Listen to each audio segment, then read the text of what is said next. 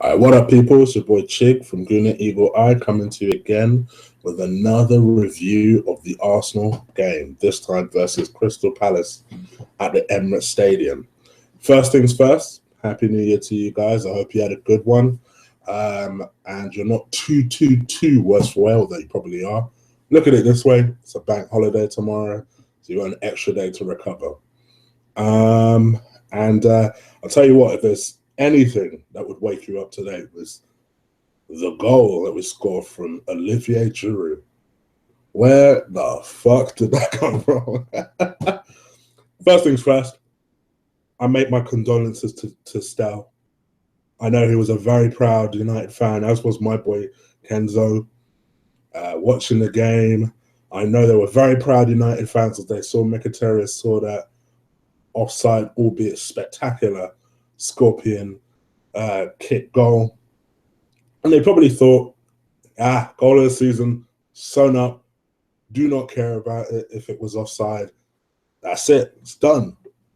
And Olivier Giroud, if I had to tell you that goal prior to today's game would be bettered by an Arsenal player, there's not one single person, if you're honest with yourself, that would have said Olivier Giroud would be the one to better Mkhitaryan's goal. But first of all, it was onside. In my opinion, it was better for the simple reason that he was working with literally zero pace.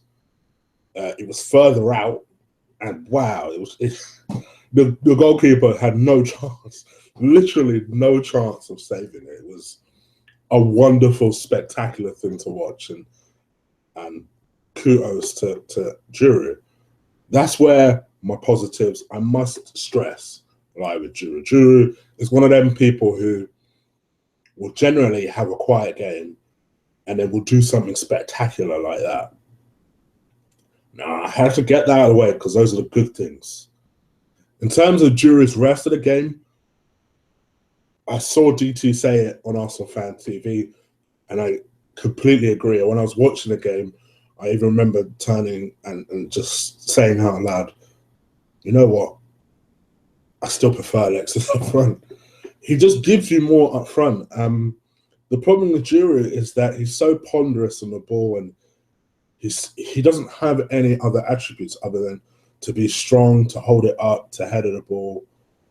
And yes, all right, notwithstanding the fact that he scored a spectacular goal, can anyone really tell me if he did that much else during the rest of the game? He missed a couple of really easy chances. One before and like three others just after that spectacular goal. He's just such a frustrating player. I remember texting my boy at the time and saying, that's Giroud in a nutshell. He'll score a spectacular goal like that Scorpion kick goal. And then one that is just bread and butter, one that is a sitter. Somehow he'll miss that one. And you're like, Giroud, what? So he is a frustrating player, but man, oh man, what an important goal that was. And it was a game where, to tell you the truth, generally we looked comfortable throughout. I felt more easy watching this game than I did against West Brom last week. West Brom last week, I was worried for large spells of the game because I was very mindful of people like Phillips and Rondon. And also, I just felt like, given the fact that we had to bring Monreal on and Gibbs went off, and just various things seemed like they were going wrong today. Today, it was a complete contrast in terms of worry. I don't know how Palace set up, but they set up all wrong against us, in my opinion. They gave us way too much space. We were way too comfortable. And I honestly, and kudos, I've got to say kudos to people like Monreal, Bellerin, particularly Monreal, who I'm very critical of. You guys know this. I was still stating today that I still preferred Gibbs in that role. However, I felt like he was back to old Monreal from last season. Extremely good going forward, even so much so that even Neville commented on the fact that he loved seeing how Arsenal's fullbacks were just putting so much pressure on Palace. Because Palace, they clearly set up in such a way where they were going to defend deep and narrow. So by doing that, which I don't really understand why, Palace are known for expansive wingers.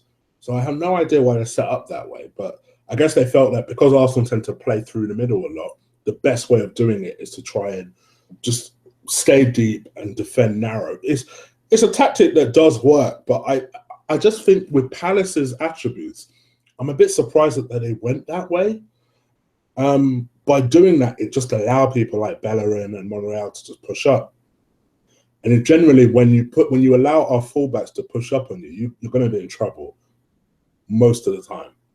I mean, that's exactly what happened to Palace. They literally just sunk and sunk and sunk. And all right, Giroud's goal was a spectacular goal, but that goal was always going to come sooner or later for the simple reason that Palace were getting deeper and deeper and deeper. The way I saw them sink, it was a really telling tactic that was failing. And then we just controlled out the first half. Second half, I was a bit worried because I think Palace again started to get a bit braver. I guess they felt like, well, if we keep playing this way, we're eventually going to get hit with a second and third goal. So they attempted to get a little bit more braver, which played into our hands a lot because in doing that, it allowed us to break again, and we ended up getting a second goal through Iwobi, who I thought played well. And you probably won't hear anyone else say this, but I'll say this for them. I actually thought he was today's man of the match. I thought he controlled things very well. I've said for ages that I felt that this guy plays his best football as a number 10. I don't think he's a left winger. I think you saw evidence of that today, that he just had so much freedom to kind of control things a little bit better. And I guess we've shown what we can do without Ozil. There is life after Ozil, and we've shown that today. So I guess if I'm to go through my 1 to 11 match ratings, so we'll go with Peter Cech. I thought Peter Cech made 3 or 4 really good saves in the second half that could have put us under a lot of pressure had they gone in. So I thought he was clearly, after his back-to-back clean sheets, he has come out on several occasions saying how much it personally pains him when Arsenal don't get a clean sheet. So I'm glad he looked like he was on the ball and he was ready to keep a clean sheet. I do think that the gap between him and Ospina has closed a bit. I must be honest. But I think that's to be expected given the fact that Cech is getting older now. So, but I thought it was a good performance from him, and I'd give him an 8 out of 10. I thought he was fantastic. Bellerin, I thought, was more or less back to his best. Bombed up a lot. Defensively, I still think sometimes he can be he can lapse a little bit sometimes in concentration. But he does have the pace more often than not to try and recover. But, brilliant right back. And I think he's only 21. He's going to get better and better and better. 7 out of 10 for Bellerin. Gabriel, another one who I've had a lot of criticism with today, had Benteke in his pocket. There was only one chance which I was a bit surprised that Bellerin was marking Benteke instead of, I don't know, Gabriel or Koscielny marking Benteke. And there was one chance, and that was from a corner, which Benteke, to be perfectly honest, should have done a lot better with. And he didn't. Unfortunately for us, it kind of trickled past the post. I won't necessarily lay it out on Gabriel's foot. I kind of collectively blame the central defenders for that. Having said that, I thought generally he played very well, and I'd give him a 7 out of 10. Same thing with Koscielny, really. Was definitely the leader at the back, showed himself to be a leader in the back, stepped up a couple of times and did really well when Xhaka, who I don't think had the perfect game, but I'll get to in a second, stepped up when he needed to. And I'd give him, for that, I'd give him an 8 out of 10. I thought he played particularly well. Monreal. I thought was very good. Very, very good. Defensively, I still think he's a bit short sometimes. It does get caught a bit flat-footed. And I was a bit worried going into this game. How would Zaha do against Monreal? I actually don't think Zaha played his game particularly smart, because if he had, I would have been on Monreal's ass all day long, but he wasn't. Zaha was a little bit more central, which I think helped Monreal quite a bit. So I would give Monreal a 7 out of 10. I thought he did well. In the middle, so we go to Xhaka. I thought Xhaka had an okay game. I still think he didn't have a great game. I don't think his anticipation was particularly good. His ball distribution, no one doubts him. His shot, no one doubts him. His passing range, no one doubts him. But I think sometimes his anticipation is a little bit lackluster. I've been trying to put my finger on what I feel is missing from Xhaka's game, and that is it. I don't think it feels like a criticism I level at a lot of Arsenal players, but I think in his case, I think it applies. Sometimes I think his positional sense is fine, but I think his anticipation is a little bit lackluster. And I think if I'm criticizing anticipation, I'm criticizing your reading of the game. So I have to mark him down a little bit for that. There were a couple of times, and I think that causes him sometimes to lunge in when he shouldn't, when he knows he's a yard short or a yard, a yard too slow, or it just makes him a little bit rash. And that is a temperament I'd like to see him get to improve in order to kind of see his whole game generally step up. But yeah, that was a little bit of a concern. But other than that, I thought he played well enough that I'd give him a 6 out of 10. El Nene, on the other hand, I thought was great. I really did. I thought he was great.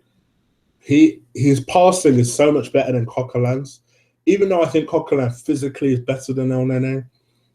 And I just think El Nene has a better brain than him. So I think sometimes when Xhaka does go missing defensively, El Nene is a very good person to have next to him, and you can see why Wenger prefers the partnership between Xhaka and El Nene as opposed to Coquelin and El Nene. I think when we saw this team out initially, I probably should have anticipated the fact. I did say that I felt changes would come in the second game. On hindsight, he probably would have fancied this one ahead more than the Bournemouth game. So it's always more than likely that changes were coming in this game.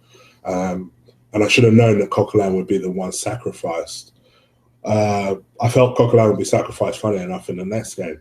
But no matter, I thought, it's unlike last year where we were relying on people like Flamini, who ironically was playing against us today, and Arteta. This year, that side of our game is not an issue. So I was happy enough with Elneny. I thought he played really well, subtly dictated that midfield, and I'd give him a 7.5 out of 10. On the left-hand side, we had Alexis Sanchez, who assisted for Ozil's brilliant wonder goal. And, the thing that people love about Alexis is he'll never stop trying. To tell you the truth, I didn't think it was his best game today. I thought a few times he gave the ball away, kept overplaying it. But the thing about Alexis is he'll run and try and run and try and run for you. And he has so much tenacity. And when he does get it right, boy, does he get it right. He is our world-class player, despite what Alan Shearer thinks. I'm tempted to give him a 7. I'll give him a 6.5. As harsh as that's... No, tell a lie. He assisted. I'll give him a 7. 7 out of 10. I'll come back to Iwobi in a minute. On the right-hand side, we have Perez. I have been calling and begging and pleading with him to start.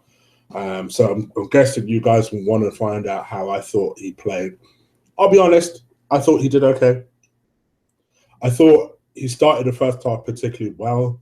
I thought he tracked back well and really helped out Bellerin where necessary, which was good. I think his movement is by far and away his best attribute. I kept an eye on him throughout that game in terms of how I felt his movement would be good. And the one thing Perez gives you is always that extra option.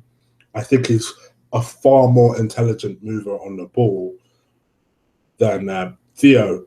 The one thing I realized Theo is today is I think he's a better ball carrier than Perez. I've said it now, I'll be honest. I think he's a better ball carrier than Perez. Having said that, I think Perez's movement is probably the best movement other than Alexis on the team. So I really enjoy that about him. But if I'm honest, it was probably a 6 out of 10 performance. I could see Wenger probably dropping him for a Chamberlain, who I'll also come back to because I got some important comments for him. But I'll give him a 6 out of 10. I thought it was okay without being spectacular. And then I think my man of the match was Iwobi. I'd give him an 8.5 out of 10. I thought he dictated the play beautifully, got himself a goal. Generally in the first half, anytime there was something good, he was at the center of it, as he should be as a number 10. I believe that is going to be his position going forward. And I'm happy. I was more pleased that he started as a number 10 ahead of someone like Ramsey, who I've got to expect that Ramsey will probably play on Tuesday against Bournemouth. I could see probably Ramsey and Coquelin playing that game. But other than that, I actually thought he did really well at Iwobi. So I'd give him an 8 out of 10, 8.5 out of 10. Man of the match for me. And then Giroud, for the simple reason that he got such a glorious, glorious goal, 7.5 out of 10. If it wasn't for that goal, I'd give him a 6. But a goal by itself is worth 1.5 marks. I wouldn't have given him a man of the match the way Gary Neville did for that goal. But it was, sometimes you get a good goal. Sometimes you get a spectacular goal. And then other times, just every now and again, once in a blue moon, you get something like that, which was just genius. Genius. And I've seen silly people on Arsenal Fan TV already say, oh, they didn't think Giroud meant it. He meant it. I'm a big Giroud critic sometimes myself. But he meant that. 100%. Beautiful, beautiful goal. Let's talk about the 3 subs. So Ramsey came on, Coquelin came on, and Chamber came on. I'll leave Chamberlain till last. I thought Ramsey came on and was Ramsey. It was Ramsey. He had an opportunity to set up Alexis and did some crazy nonsense that was completely overplayed. When people try and tell me that Ramsey's creative, you just watch the last 10 minutes of this game and tell me again he's creative. It's 5 out of 10. I thought Coquelin was okay. Not like he was playing on the left a lot. Like he kept overlapping Alexis to try and make an option for him, which was kind of weird. So yeah, I think he was just thrown in there. I won't really give him a proper mark. 5 out of 10. Chamberlain, on the other hand, I give a 7 out of 10 to. I thought he was fantastic when he came on. Did what Perez wasn't doing on that right-hand side, to be perfectly honest. And took the players on. And as soon as he came on, clearly it was Palace's worst nightmare because he kept running at, I think it was Martin Kelly, just kept running at their fullback, running and running and beating him and running and beating him and running. This is the Ox I want to see. And I hope he keeps that up. Fully expect him to start against Bournemouth, as he probably should. And yeah, I had no complaints with Ox, and I thoroughly hope that he will prove me correct, that he is a player that we should give as much patience and time to fully realize his potential. Because I believe it. I believe it with him. And then that's that. And I think the manager, I think you've got to give him a 7, maybe 8 out of 10. I thought he did well. I thought he did well leaving Ramsey out. Was brave enough to put Iwobi as a number 10, so you've got to give him credit for that. Started Perez, even though Perez didn't do that much. And started Giroud. You know, I still believe that Alexis functions best up front. But you got to give Giroud his credit. You know, he got himself a good goal, and I can't really complain, even though I don't think he did that much else. But he got himself the goal, so what can I really say? All right, people, that's me, my rambling done. Do let me know what you think. I'll probably do a Bournemouth preview tomorrow, given the fact that we're playing on Tuesday. So let me know what you think in terms of our performance. Are there any kind of things that you would tweak for the Bournemouth game? Let me know what your 1 to 11 would be for Bournemouth. Other than that, please do subscribe if you're listening to me for the first time. If you want to follow me on Twitter, at Colossal Chig, which is just below. And other than that, I'm out of here. Take care. Peace.